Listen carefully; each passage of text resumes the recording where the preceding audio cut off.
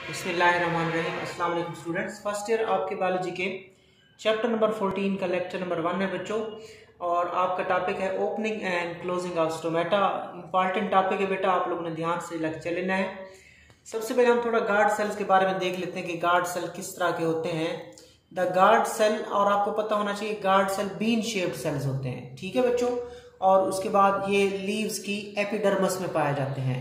जो खुश्की के पौधे होते हैं उसमें लोअर एपिडर्मस में होते हैं, और उसके बाद जो दूसरे पौधे होते हैं जो पानी के पौधे होते हैं उसमें लोअर और अपर एपिडर्मस दोनों में हो सकते हैं। और इन गार्ड सेल के दरमियान में जो स्पोर होता है, ओपनिंग होती है, उसका नाम स्टोमेटा होता है। गार्ड सेल के दरमियान में जो सुराख होता है उसका नाम स्टोमेटा होता है। So guard cell function as multi sensory hydraulic valves. ये गार्ड सेल जो होते हैं ये मल्टी सेंसरी हाइड्रोलिक वाल्व्स की तरह काम करते हैं, यानी कि ऐसे हाइड्रोलिक वाल्व्स हैं जो मुख्तलिफ चीज़ों को सेंस कर सकते हैं, डिटेक्ट कर सकते हैं। इन्वायरमेंटल फैक्टर, जिसमें लाइट आ जाए, और उसके बाद लाइट इंटेंसिटी हो, देन लाइट की क्वालिटी हो बच्चों, और तीसरे नंबर पे क्या चीज़ हो, टेम्परेचर हो, उसके बाद रिलेटिव ह्यूमिडिटी हो यानी कि नमी की मिकदार, and intracellular carbon dioxide concentration. और इंट्रासेलुलर सेल के अंदर जो कार्बन डाइऑक्साइड की मिकदार होती है, they are sensed by guard cell. इन सारी चीजों को गार्ड सेल क्या करता है, सेंस करता है। किस किस को सेंस कर सकते हैं? लाइट की इंटेंसिटी को भी गार्ड सेल सेंस करते हैं, फील करते हैं, डिटेक्ट करते हैं। लाइट की क्वालिटी को भी डिटेक्ट करते हैं, टेम्परेचर को भी डिटेक्ट कर सकते हैं, रिलेटिव ह्यूमिडिटी, मॉइस्चर, नमी, उसको भी डिटेक्ट करते हैं। And intracellular carbon dioxide concentration, के सेल्स के अंदर कार्बन डाइऑक्साइड क्या मिकदार है, थोड़ी है या ज्यादा, उसको भी गार्ड सेल क्या कर सकते हैं, सेंस कर सकते हैं। इन्हीं चीजों की वजह से गार्ड सेल को हम बोलते हैं कि guard cells are multi sensory hydraulic valves, and these signals are integrated into well defined stomatal responses. और इन्हीं चीजों को फिर क्या किया जाता है, सेंस किया जाता है, और इनको इंटीग्रेट किया जाता है इन्हीं सिग्नल्स को, और फिर वहां से स्टोमेटल रेस्पॉन्सेस जन्म लेते हैं, जिसमें स्टोमेटा ओपन भी होते हैं, स्टोमेटा क्लोज भी होते हैं। There are two hypothesis which may explain the opening and closing of stomata। दो हाइपोथेसिस है बच्चों, एक है स्टार्च शुगर हाइपोथेसिस और दूसरा है इनफ्लक्स ऑफ पोटेशियम आयन।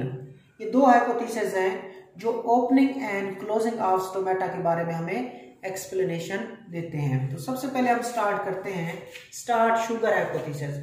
ये टॉपिक मुकम्मल भी आ सकता है लॉन्ग क्वेश्चन बेटा, ये अलग अलग, ये भी क्वेश्चन अलग आ सकता है एज ए लॉन्ग, और ये भी एज ए लॉन्ग अलग क्वेश्चन आ सकता है। सो अब हम करते हैं स्टार्च शुगर हाइपोथेसिस। पहली बात, ये हाइपोथेसिस हमें स्टोमेटा की ओपनिंग और क्लोजिंग के बारे में बताता है। तो पढ़ते हैं starch sugar hypothesis. German botanist था, जर्मनी का बोटानिस्ट था, पौधों का माहिर था, माहिर नबातात था, जिसका नाम था एच वैन मोल। उसने यह हाइपोथेसिस क्या किया, प्रपोज किया that guard cells are the only photosynthesizing cells of the epidermis of the leaf and sugars are produced in them during daytime when light is available। पहली बात, starch sugar hypothesis German botanist जिसका नाम है H van मोल, उसने पेश किया, और उसने कहा कि गार्ड सेल्स, कौन से सेल्स बच्चों, guard cells are the only photosynthesizing cells of the leaf epidermis, कि जो लीफ की एपिडर्मस होती है उसमें वाहिद सेल गार्ड सेल्स होते हैं जो कि क्या करते हैं, फोटोसिंथेसिस करते हैं। बाकी एपिडर्मल सेल फोटोसिंथेसिस नहीं करते, लीफ की एपिडर्मल के सेल फोटोसिंथेसिस नहीं करते। हाँ, लीफ के एपिडर्मस में जो गार्ड सेल्स होते हैं वो वाहिद सेल्स होते हैं जो फोटोसिंथेसिस करते हैं। और कब फोटोसिंथेसिस करते हैं, दिन के वक्त फोटोसिंथेसिस करते हैं। जब क्या होती है, लाइट अवेलेबल होती है तो फोटोसिंथेसिस करते हैं, और जिसके नतीजे में वहां पे क्या बनती है बच्चों, शुगर बनती है। तो मैं आपको डायग्राम से दिखा देता हूँ। चलिए बेटा, आपने ये देखा कि ये सबसे पहले लीफ की स्ट्रक्चर है। ये सबसे पहले ऊपर क्यूटिकल होती है, उसके बाद फिर अपर एपिडर्मस होती है, फिर ये मेसोफिल सेल्स होते हैं, और ये लोअर एपिडर्मस है, और लोअर एपिडर्मस में ये कौन से सेल्स हैं, गार्ड सेल्स हैं। ठीक हो गया। तो ये जो एपिडर्मस के सेल्स हैं, लाइक ये जो सेल्स हो गए इधर वाले और ये वाले, ये फोटोसिंथेसिस नहीं करते, लेकिन ये वाले जो गार्ड सेल्स हैं ये फोटोसिंथेसिस करते हैं। ठीक है बच्चों, ये जो गार्ड सेल्स होते हैं they are the only photosynthesizing cell of the leaf, epidermis. तो ये आपने यहाँ पे कंसेप्ट क्लियर किया। सो जब दिन का वक्त होगा तो दिन के वक्त इन गार्ड सेल्स में फोटोसिंथेसिस होगी, और जिसके नतीजे में फोटोसिंथेसिस के नतीजे में क्या होगी, इन गार्ड सेल्स में शुगर बनेगी। क्या बनेगी बच्चों? शुगर बनेगी। अब आगे चलते हैं।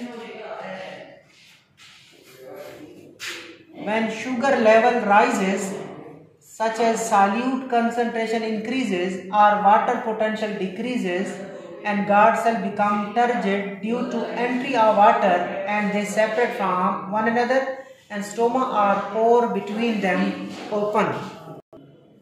ठीक है बेटा, तो वो क्या कह रहा है कि when sugar level rises, जब यहाँ पे किसका लेवल, शुगर का लेवल क्या करता है, राइज करता है। जब शुगर का लेवल क्या हो जाता है बेटा, ज्यादा हो जाता है। शुगर किसका काम करती है, सॉल्यूट का काम करती है। ठीक है, तो यहाँ पे शुगर का लेवल या जब सॉल्यूट का लेवल क्या होता है, इंक्रीज होता है, तो यहाँ पे पानी का पोटेंशियल कम हो जाता है। याद रखिएगा बच्चों, जब शुगर का पोटेंशियल या सॉल्यूट का पोटेंशियल इंक्रीज करे ना, तो उस जगह पे वाटर पोटेंशियल कम हो जाता है। जितना गाढ़ा सोल्यूशन होता जाएगा, जितना सॉल्यूट ज्यादा होता जाएगा, वाटर पोटेंशियल उतना कम होता जाता है। तो शुगर की मिकदार बढ़ रही है, सॉल्यूट का पोटेंशियल बढ़ रहा है, लेकिन वाटर का पोटेंशियल क्या होता जा रहा है, कम होता जा रहा है। लिहाजा यहाँ पे वाटर का पोटेंशियल जब कम हो जाता है, तो फिर क्या होता है, इन सेल्स का जो पानी होता है वो निकल कर किधर आ जाता है बच्चों, वो गार्ड सेल्स में आ जाता है। ठीक हो गया।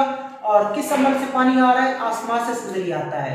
किसके जरिए बच्चों आता है, ऑस्मोसिस के जरिए इन सेल का पानी निकलकर गार्ड सेल में आ जाता है, जिसके नतीजे में गार्ड सेल क्या हो जाते हैं बच्चों, टर्जिड हो जाते हैं। गार्ड सेल्स क्या हो जाते हैं, गार्ड सेल टर्जिड हो जाते हैं। जब गार्ड सेल टर्जिड हो जाते हैं ना, तो वो उन दोनों के किनारे एक दूसरे से अलग हो जाते हैं,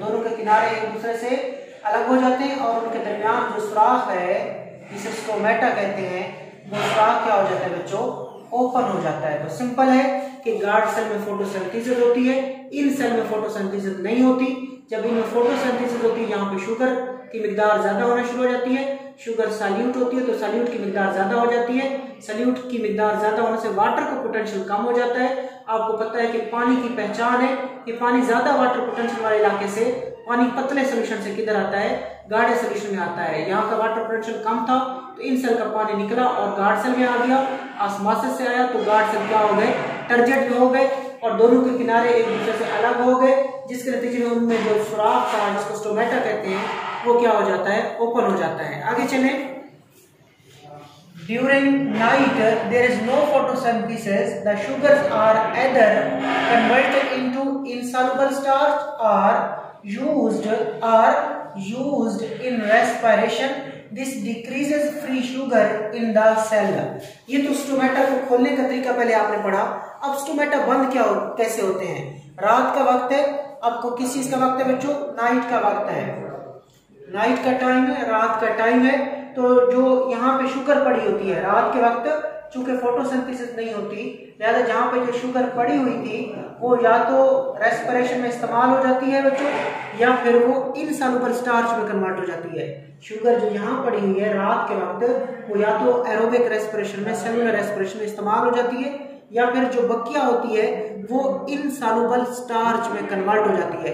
जो इनसॉल्युबल स्टार्च होती है वो सॉल्यूट का काम नहीं करेगी, तो फिर होगा क्या, यहाँ पे पानी का पोटेंशियल ज्यादा हो जाएगा। पानी का पोटेंशियल क्या हो जाएगा बच्चों, ज्यादा हो जाएगा, जिसके नतीजे में रात को पानी बाहर चला जाता है। ऑस्मोसिस से पानी बाहर चला जाता है, और जब रात को पानी बाहर जाता है तो गार्ड सेल जो होते हैं बच्चों फ्लैसिड हो जाते हैं।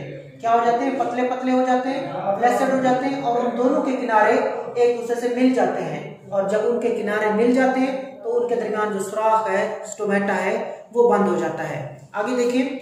सो osmotic pressure of the guard cell is lowered. लिहाजा रात के वक्त क्या हुआ कि रात के वक्त एक तो फोटोसिंथेसिस नहीं हो रही, और जो शुगर है वो या तो कन्वर्ट हो जाती है इनसॉल्युबल स्टार्च में, या यूज हो जाती है रेस्पिरेशन में। शुगर इनसॉल्युबल स्टार्च में कन्वर्ट हो गई या रेस्पिरेशन में इस्तेमाल हो गई। इससे क्या होगा, जो फ्री शुगर है बच्चों, उसकी मिकदार सेल के अंदर क्या हो जाती है, कम हो जाती है। लिहाजा ऑस्मोटिक प्रेशर जो गार्ड सेल का है, ऑस्मोटिक प्रेशर जो बेसिकली होते हैं वो सॉल्यूट की वजह से होता है। वो प्रेशर जो सैल्यूट की वजह से होता है उसको ऑस्मोटिक प्रेशर कहते हैं। लिहाजा वो ऑस्मोटिक प्रेशर क्या हो जाता है, ऑस्मोटिक प्रेशर जो है बच्चों वो कम हो जाता है।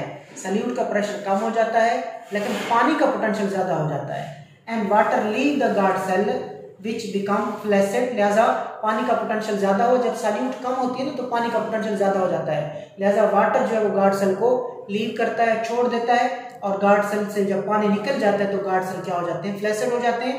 And stoma or pore between them close, और उनके दरमियान जो सुराख था वो बंद हो जाते हैं। But these process are not fast enough to account for the rapid rise in turgor of guard cells. उसने कहा लेकिन ये जो प्रोसेस आपने देखे स्टोमेटा किस तरह ओपन हुए क्लोज हुए शुगर की वजह से, उसने कहा ये प्रोसेस इतने तेज नहीं है जो क्या कर सके account for the rapid rise in turgor of the guard cell, जो गार्ड सेल को जल्दी उसको टर्गर में लेके आ सके। सो इस लेक्चर में आपने यही देखा opening and closing of stomata का पार्ट 1 है था। इसमें आपने स्टार्ट शुगर हाइपोथेसिस के बारे में देखा। नेक्स्ट लेक्चर में हम इंशाल्लाह इन्फ्लक्स ऑफ पोटेशियम आयंस के बारे में देखेंगे कि वो किस तरह स्टोमेटा को ओपन या क्लोज करने का बायस बनते हैं पोटेशियम आयंस। अल्लाह हाफ़िज़।